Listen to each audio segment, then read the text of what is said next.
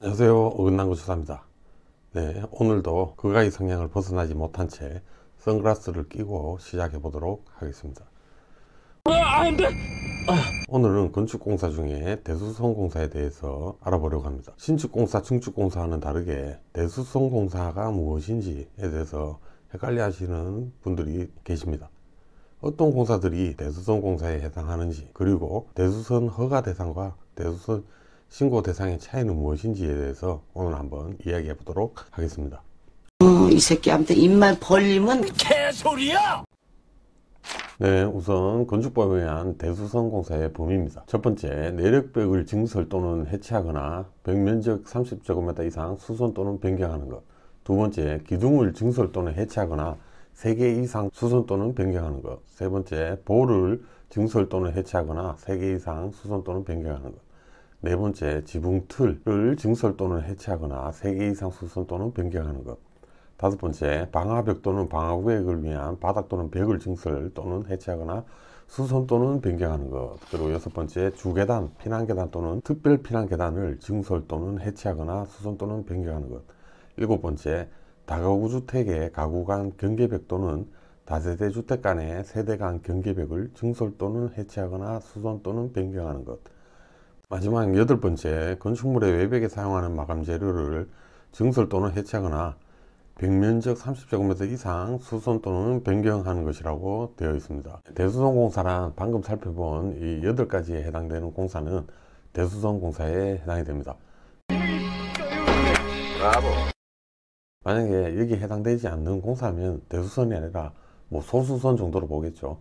그래서 대수선 허가나 신고가 필요 없는 경우에 해당되는 것이고, 여기 대수선 범위 8개 안에 든다면 대수선 신고 또는 대수선 허가를 득하시고 착공 신고를 거치고 공사를 하셔야 합법적인 절차가 되겠습니다. 우선 대수선에도 대수선 허가가 있고 대수선 신고가 있습니다. 허가 대상과 신고 대상의 차이 중에 우선 신고 대상에 대해서 먼저 알아보도록 하겠습니다.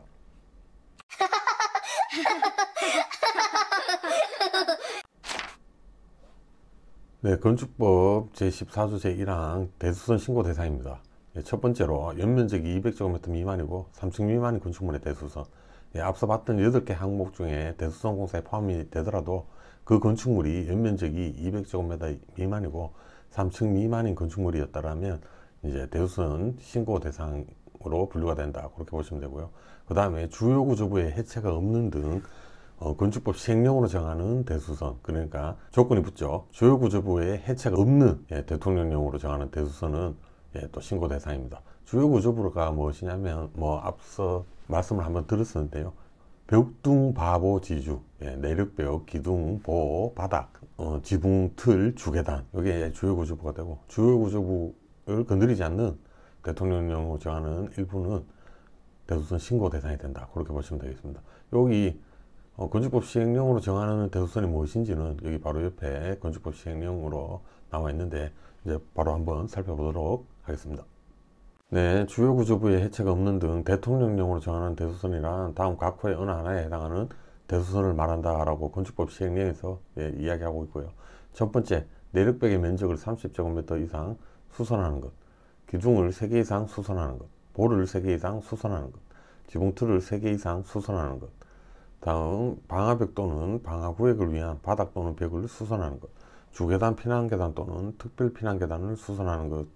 요 6가지 중에 주요 구조부를 건들지 않는다면 대수선 신고 대상이 된다, 그렇게 보시면 되겠습니다. 그리고 기둥을 2개를 수선했다, 볼을 2개를 수선했다, 지붕 틀을 2개 수선했다, 그리고 내력벽 면적을 10제곱미터 수선했다, 이런 경우는 대수선에 포함되지 않는다는 얘기로 보시면 될 것 같습니다. 그런 거는 소수선이기 때문에 대수선 신고조차 필요 없는 경우에 해당된다, 그렇게 보시면 되고요. 그리고 좀 애매한 것들이 있는데요. 주요 구조부에 해체가 없는 대수선이 신고라고 했는데, 내력벽은 또 주요 구조부에 속하거든요. 기둥도 마찬가지 주요 구조부에 속합니다. 보, 지붕, 틀, 주계단 다 주요 구조부에 속하는데 그러니까 해체가 없이 그냥 수선이라는 말이 있거든요. 내력벽의 면적을 해체가 아니라 수선하는 것, 기둥을 해체하는 게 아니라 수선하는 것. 볼을 해체하는 것이 아니라 수선하는 것. 해체를 하게 되면 내력벽, 기둥, 보, 지붕틀 마찬가지입니다. 다 수선이 아니라 해체를 하게 되면 대수선 신고가 아니라 허가가 되는 거죠. 여기서 많이 헷갈려 하시던데 이게 좀 애매합니다. 내력벽 전체를 완전 없애버리면 해체다.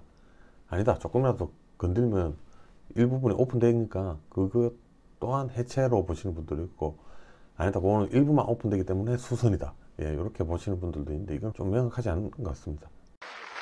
소리 집어쳐! 이런 부분이 생기면은 저는 항상 허가권자와 사전에 협의를 통해서, 허가권자들마다 의견이 다 틀려요. 수선과 해체의 차이. 저는 사실 일부를 오픈하는 것은 수선으로 보는 게 맞지 않나 그렇게 생각하고요. 근데 뭐 일부 허가권자분들은 해체로 본다. 그렇게 얘기를 하고 있는데, 그러면 수선, 여기서 말하는 이 수선의 개념이 참 모호한 것이죠. 그렇게 보면 다 주요 구조부에 해체가 있다고 볼 수밖에 없는 거기 때문에 저는 좀 이렇게 나눠 놓은 이유가 그 주요 구조부의 전체를 없애는 거는 주요 구조부의 해체가 있다고 보는 것이고, 내력벽 이 한 개 라인이 쭉 있으면 그 중에 일부만 오픈하거나 뭐 오픈되어 있는 걸 막거나 하는 것은 수선에 포함되지 않냐 하는 게 저의 뭐 개인적인 생각입니다. 이 부분은 저도 진행하면서 허가권자와 의견의 차이가 있어서 대수선 신고 또는 신고조차 필요 없는 경우라고 판단을 했지만, 허가권자분은 주요구조부의 해체가 동반되니 대수선 허가를 받아라 라고 얘기를 하시는 분들도 많이 계셨습니다. 한 50% 정도 비율이 그런 것 같습니다. 그래서 사전에 면밀하게 협의를 하셔야 되는 부분이 아닌가 싶습니다. 그건 네 생각이고.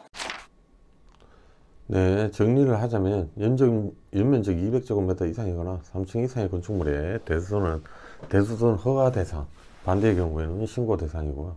그리고 주요구조부에 해체가 없는 몇몇 대수선은 대수선 신고에 포함된다. 그렇게 보시면 되고요. 대수선 범위 중에 신고 대상에 포함되지 않아 있는 세대간 경계벽, 외벽 마감 재료 관련 대수선은 허가 대상이다. 그렇게 보시면 되고, 요 경우에 포함되더라도 200제곱미터 이상이거나 3층 이상인 건축물일 때 대수선 허가가 된다. 그렇게 보시면 될 것 같습니다. 그리고 일부 애매한 부분이 있는데요. 뭐 앞서 말씀드렸던 주요구조부의 해체를 동반하지 않는다라는 게 주요구조부 해체가 없는 대수선인데, 이걸 해체로 보는지 수선으로 보는지 일부를 건드렸을 때 거기에 대한 차이가 의견이 많이 나뉘는데, 그걸 어떻게 판단하는지가 가장 중요한 것 같고, 근데 이 문구 자체가 있다는 것은 해체로 보지 않는다는 게 저는 맞다고 생각합니다. 헛소리 하지마 임마. 오늘은 건축물의 대수선 공사 그리고 대수선 공사의 신고 대상과 허가 대상에 대해서 살펴봤습니다. 좀 애매한 부분이 없지 않아 있긴 하지만, 아무튼 그 인테리어를 하시면서 내력벽을 건드리는 경우가 종종 있는 것 같더라고요. 그럴 때 신고 또는 허가를 받아야 함에도 불구하고 그냥 공사를 하셨다가 나중에 문제가 되는 경우를 많이 봤습니다. 이미 건드려 놓고 해결해 달라고 오시는 경우들이 종종 있어요. 그럴 경우에는 이미 건드려 버렸기 때문에 해결이 불가능한 경우도 있습니다. 그리고 일이 또 많아지는 경우도 있고요. 그래서 인테리어를 하실 때 뭐 벽을 건든다면 이 벽이 내력벽인지 아닌지, 그리고 기둥을 건드린다면 뭐 수선이 되는지 해체가 되는지에 따라서 절차가 아주 많이 달라지기 때문에 반드시 전문가와 상의를 하시길 바라겠습니다. 이상 오늘 마치겠습니다. 다음 시간에 뵙겠습니다. 감사합니다.